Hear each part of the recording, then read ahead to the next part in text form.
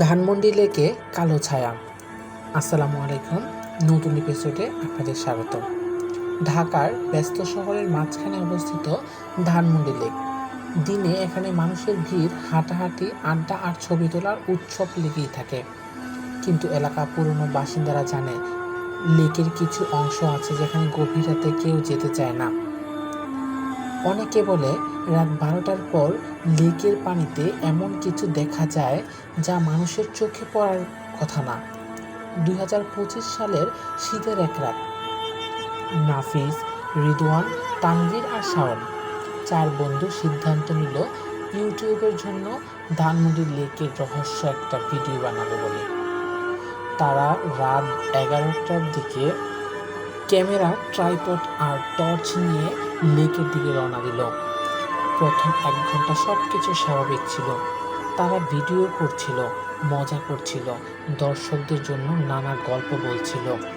হঠাৎ রাত 12টা 45 তানভীর বলল, তোরা কি খেয়াল করেছিস এখানে কোনো শব্দ নেই? সত্যি, কিছুক্ষণ আগেও ঝিঝি পোকার শব্দ ছিল, দূরে গাড়ির আওয়াজ ছিল, কিন্তু এখন চারপাশ অস্বাভাবিক নীরব। তারা লোকের একটি কম পরিচিত অংশে চলে এসেছিল। পাশে বড় বড় গাছ, নিচে কালো পানি।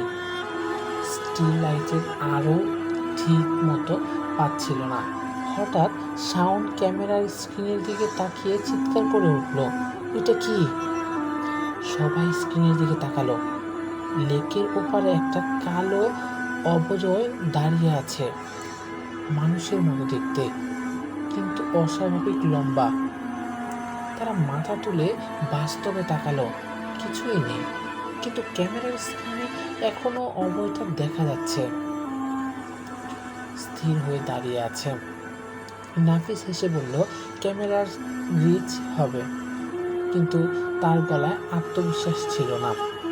ঠিক তখনই লেকের পানি থেকে ছপ ছপ শব্দ ভেসে এলো, যেন কেউ ধীরে ধীরে পানির ভেতর দিয়ে হাঁটছে। টর্চের আলো ফেলতেই দেখা গেল পানির ওপর ঢেউ উঠছে, কিন্তু সেখানে কেউ নেই।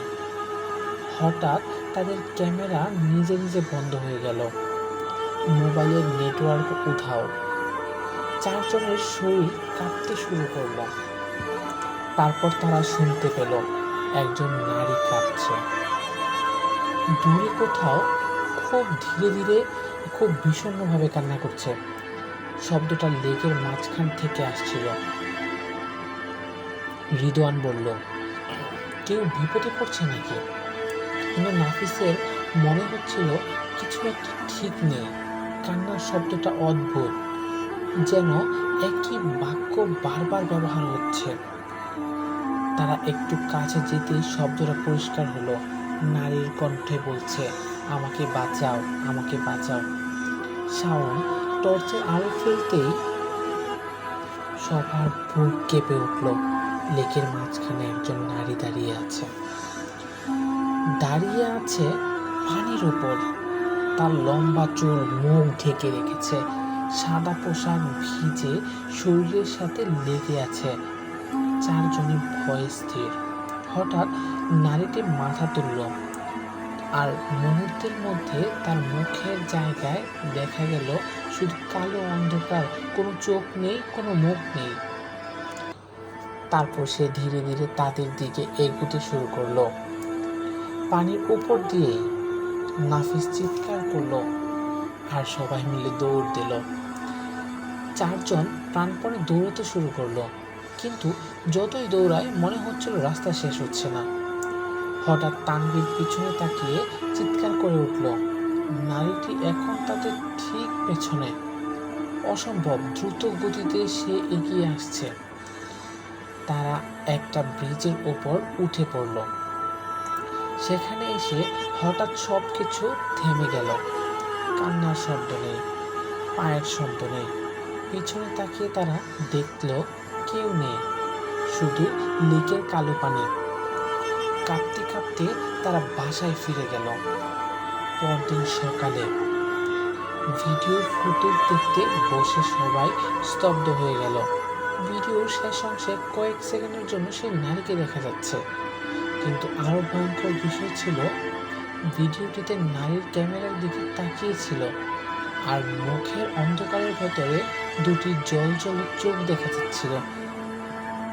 তার নিচে অদ্ভুতভাবে একটি বাক্য রেকর্ড হয়েছে, কেউ সেই কথা বলেনি, কিন্তু অডিওতে পরিষ্কার শোনা যায় আবার আসবে। সেদিন 4 বন্ধু আর কখনো রাতের ধানমন্ডি লেকে যায়নি, কিন্তু শাওন দাবি করে মাঝরাতে 12টার পর তার ফোনে একটি অজানা ভিডিও আসে। ভিডিওতে শুধু ধানমন্ডি লেকে কালো পানি দেখা যায়। তারপর ভিডিওটি নিজে থেকে মুছে যায়।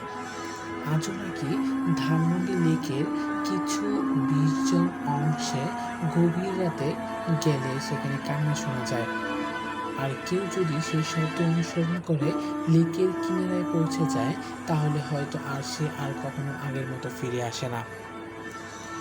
আমাদের গল্পটি কেমন লাগলো আপনারা সবাই জানাবেন। নেক্সট এপিসোড দেখার জন্য অনুরোধ রইল। চ্যানেলটি সাবস্ক্রাইব এবং লাইক দিয়ে পাশে থাকুন। আল্লাহ হাফেজ।